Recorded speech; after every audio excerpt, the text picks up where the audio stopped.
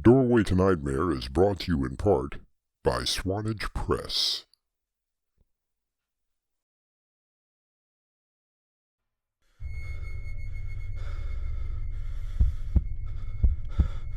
It lies in wait amidst your dreams, where nothing is ever how it seems. It is a portal to a terrifying world beyond the doorway to nightmare.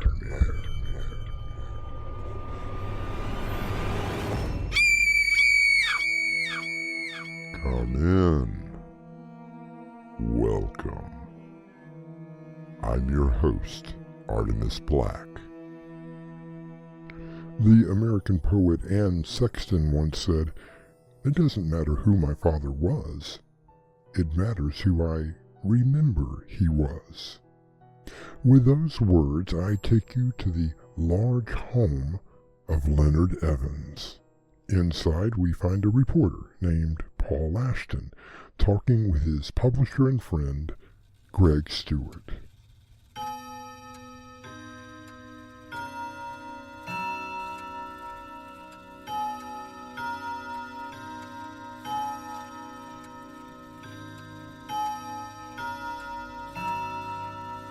What time is it? It's almost 10. Do you feel like talking about it now? I think so, Greg. I have to talk about it. Otherwise, who will believe it? Just calm down and tell me what happened here. It all started when you called me into your office the other day.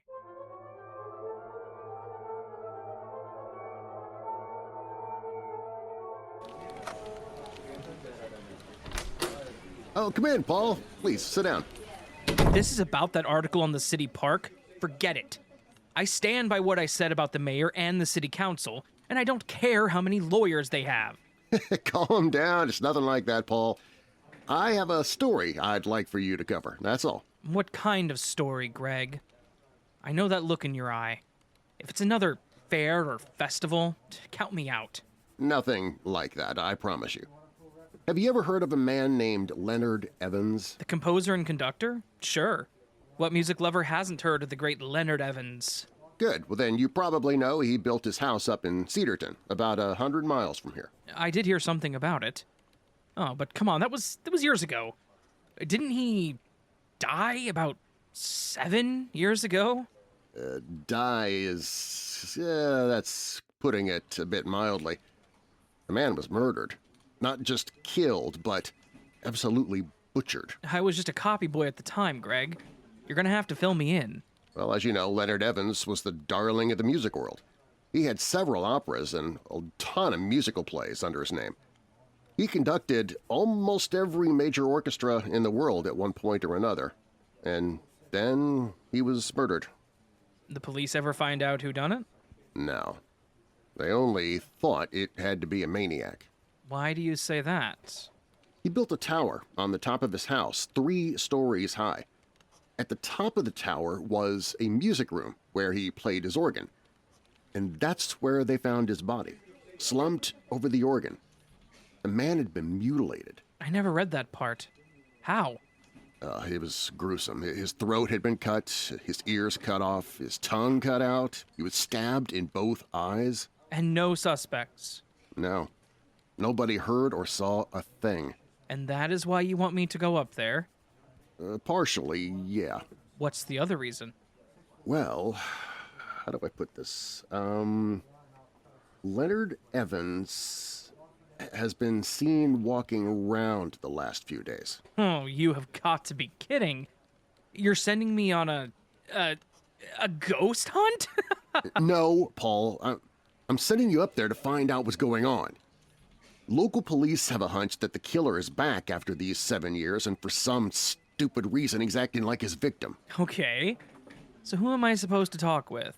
Well, Evans had triplets, 3 daughters named Faith, Hope, and Charity. Are you serious? Sounds like a Texas camp meeting. Yeah, they still live in that old house for some reason or another. I've made arrangements for you to stay there with them. You see, tomorrow is going to be a really big day for those young ladies. How so? Well, they turn 28 tomorrow, and according to the last will and testament of Leonard Evans, that's when they finally inherit his fortune.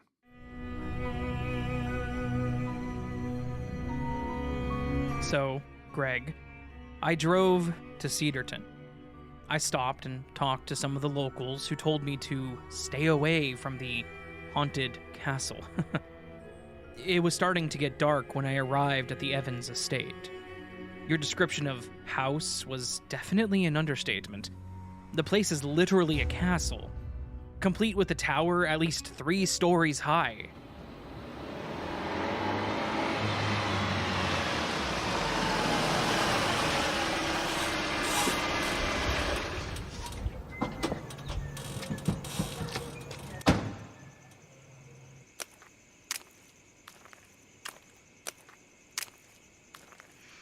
Go away. Please go away. Don't come near me. Please go away. Hey, easy. It's okay. My name is Paul. Paul Ashton of the Daily Sun. Oh, yes.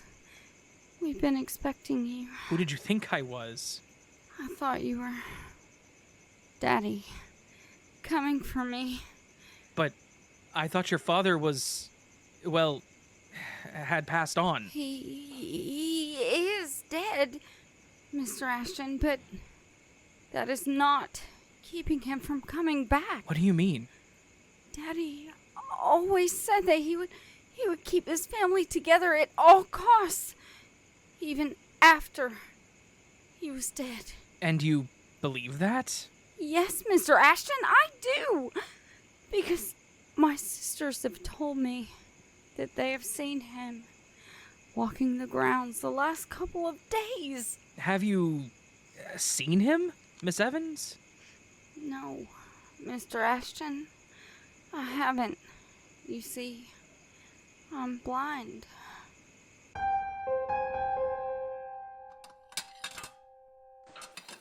I hope you like the tea, Mr. Ashton. It's very good. And why don't you just call me Paul? I'm Charity. The tea is very good. For being blind, you seem to do quite well. Thank you, Paul. Where are your sisters? Somewhere in the house. We never leave. What about your mother? She died giving birth to us. You see, Paul, I'm the youngest born blind. Faith is the oldest. She was born deaf. Hope was born without vocal cords, so she cannot speak. Oh, I had no idea. My publisher left that part out. So, your father raised you? My father hated us. He always said that we should have never been born. He blamed all of us for the death of our mother. Why didn't he just give you all up for adoption? And how would that have played in the press? World-famous conductor gives up his disabled daughters after the death of their mother? He never would have lived it down. I mean, surely he took care of all of you. He was mean. Hateful to all of us. Worse, he made us listen to him play that damned organ! What organ? Come with me. I'll show you.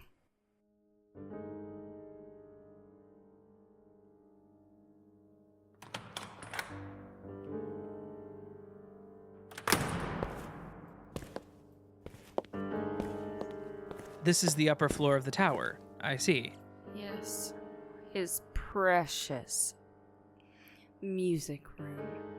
But for us, it was a room of torture. How so? Can you see the 3 chairs up against the wall? Yes. What about them? We had to sit there and listen to his playing every night. The same piece of music over and over again. At least Faith didn't have to hear it. Oh no. It was worse for her. Her chair is the one closest to the organ. She couldn't hear, but she could feel the vibrations. Can you imagine the hell that must have been?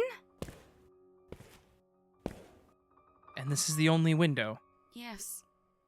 Why do you ask? Because someone is walking across the yard. A tall man with white hair? No! It's Daddy! He's coming! He's here to take Faith because she's the oldest! Charity, listen to me. It's just a man walking. Nothing more. No! It's Daddy! He's coming! He's coming for Faith! Then hope. And finally he will take me. I'll be the last. Charity, he's dead. For 7 long years now. I'll prove it to you, Paul. I'll prove it to you. His coffin will be empty now. Why do you say that? Did you dig him up? He's in the crypt next to the house.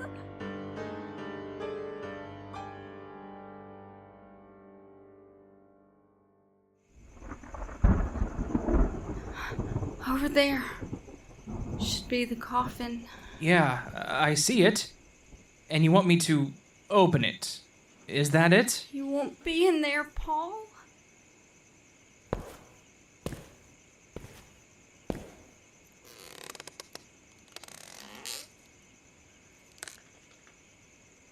Well?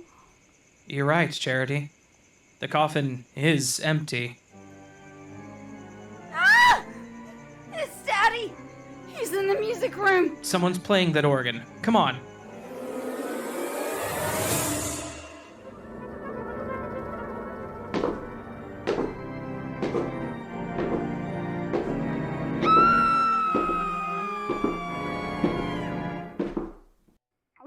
That sounded like Faith. Come on, let's get in there. Paul, what do you see? I'm guessing it's your sister, Faith. She's sitting in the chair that you told me was hers. Is she dead? Charity, is there another way out of this room? Only the door we came in through. Why? I'm sorry, Charity, but your sister is dead. She's been murdered. Her throat is slashed and her ears have been cut off.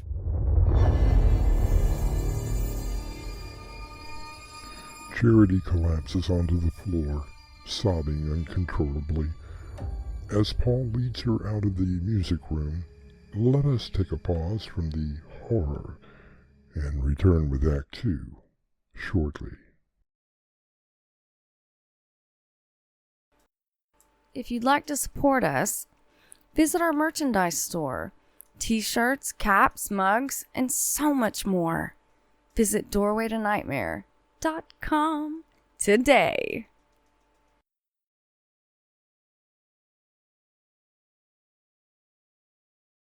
Have you heard any good books lately? Audiobooks from Winslow Swan, now available on Spotify.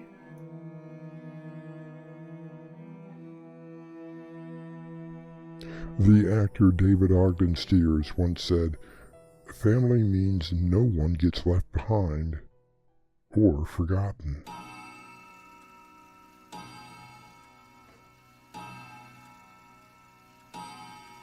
That's horrible. So what happened after you found the body of Faith? I took Charity back downstairs and told her to wait for me in the living room.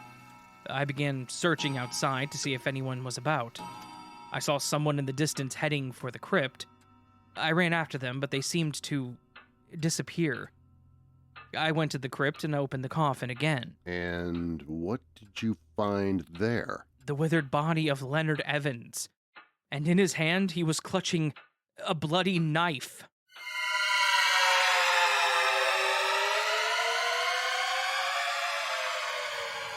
My poor Faith. My poor sister. Here, drink this. My poor sister Faith. She was so good to everyone. Daddy hated her the most. Now, come on, Charity. It's going to be all right. First, he came for Faith because she was the oldest. Next, he will come for Hope. And then... Not if I have anything to say about it. Where are you going? Hey, you! Down the hallway. Who are you? What do you see, Paul? Looks like a girl.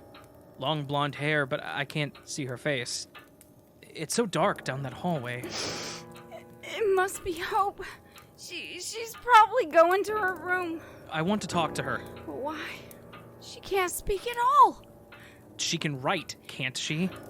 Shouldn't you call the police about... I tried, but the phone isn't working, and there's no cell service up here. That's why I wanted to speak with Hope. I have to drive into the village and get the sheriff, but I don't want to leave you alone.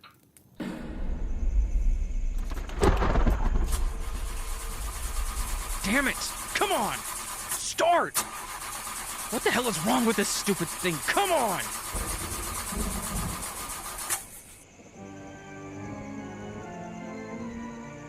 The organ! Again!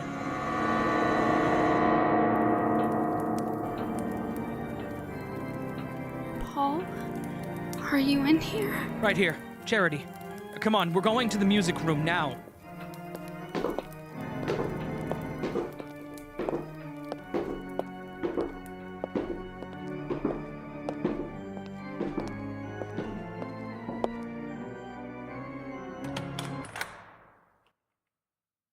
Who's at the organ?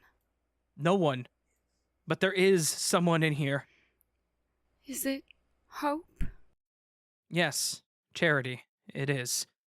Her throat has been slashed, and her tongue has been torn out.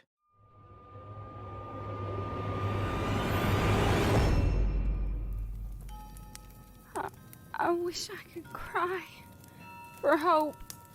I don't have any tears left. Oh, my poor Hope. Why? My car won't start, so I can't get to the sheriff. The phones aren't working either. I told you. Daddy always said that no matter what, he would keep the family together. Charity, was Faith or Hope or even you, were any of you married? No. Daddy wouldn't allow it. Even after he died, he didn't want us to be married and possibly have children. But why? I mean, after he died, you could have left for a better life, couldn't you? Daddy saw to it that we didn't leave this place. We were never taught any skills based on our disability. And even if we did leave, he told us he would cut us off. Not a penny to live on. But you could have found someone that would have helped you. You don't understand, Paul. We were completely isolated out here. No one ever came here. No, he saw to that. Sounds like you hated your father the same way he hated you. Be honest, Charity. Did you or one of your sisters kill him? No, we didn't. But we would have, gladly. It's Daddy. It's Daddy. He's coming. He's coming for me. No one is coming for you, Charity. Let me handle it.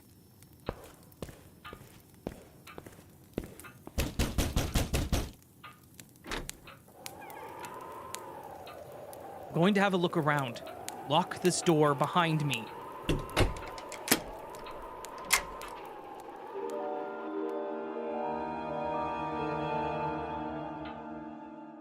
So you left Charity in the house. Then, what'd you do? I went down to the crypt first thing. I knew deep down that the body of Leonard Evans would be gone. And was he... Yes, he wasn't there. I walked outside of the crypt in a daze, and then I looked back at the house and saw... What did you see, Paul? I saw Leonard Evans at the front door. I watched as the door was opened. Evans slowly walked inside and the door closed. In a few moments, I heard the organ playing.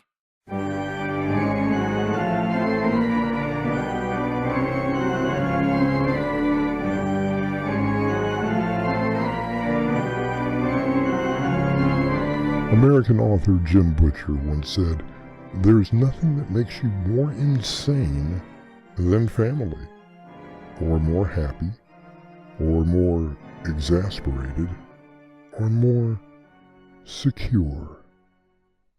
I'll be back shortly with Act 3. Mystery, horror, thriller, suspense. Novels and short story collections from Winslow Swan, now available from Amazon.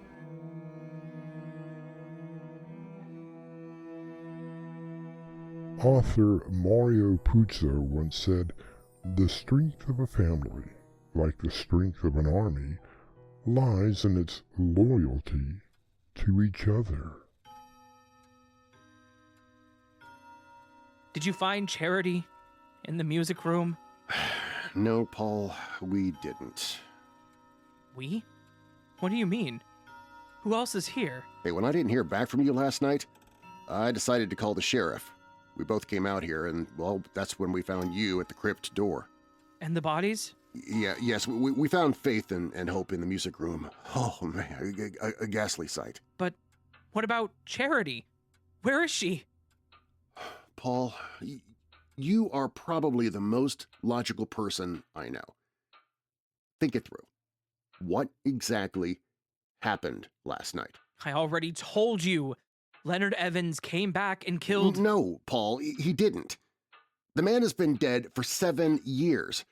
Think it through. If it wasn't Leonard, then who could it have been?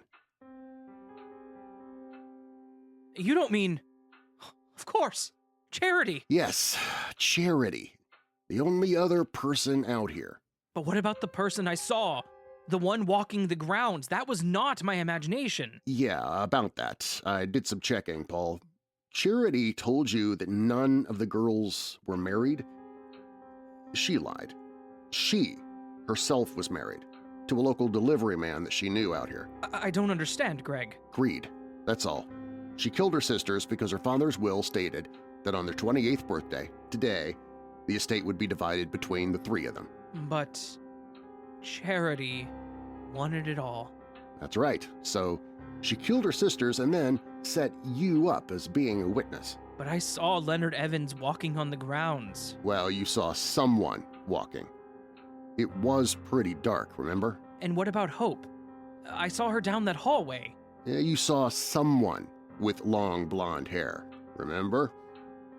That was Charity's husband, pretending to be Hope for your benefit. In reality, Paul, the 2 girls, they'd been dead for hours before you ever found them. But Charity was with me when we found Faith. We heard the organ playing and we heard the scream. What you heard was a simple recording. Nothing more. We actually found the device and the tape upstairs. It really was a rather clever way to commit murder. So, where is Charity and her husband now? Now, the police are searching the area right now. Don't worry, they're not going to get far.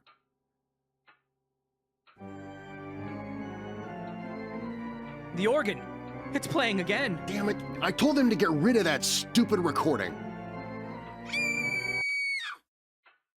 That sounded like Charity. That's enough, Paul. Come on. Follow me. I'll prove to you it was just a recording.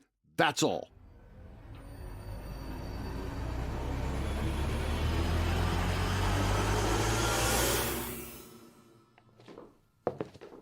We didn't pass anyone coming up here. How did the recording come on? Probably on some sort of timer. There. You see? Nothing but... oh my God. Charity, sitting in her chair, listening to her father play the organ. And you see? Her throat has been slashed, and her eyes have been gouged out. Paul, listen. It was not the ghost of Leonard Evans. It couldn't have been. Obviously, her husband killed her. Are you sure, Greg? Look, over there behind the organ. Do you see? No, it can't be. Is that the body of her husband, stabbed in the chest with his throat sliced open? Okay, well, then he killed his wife, and then he... Committed suicide? Neat trick. Where is it, Greg? Where's what? The knife. Where is the knife that he used to kill Charity and then himself? It's nowhere in this room, and the window was on the other side of the room. Did he kill himself and then throw the knife across the room? It must be here. I mean, there is no other explanation. I know where it's at, Greg. Would you like to go with me down to the crypt and open the coffin?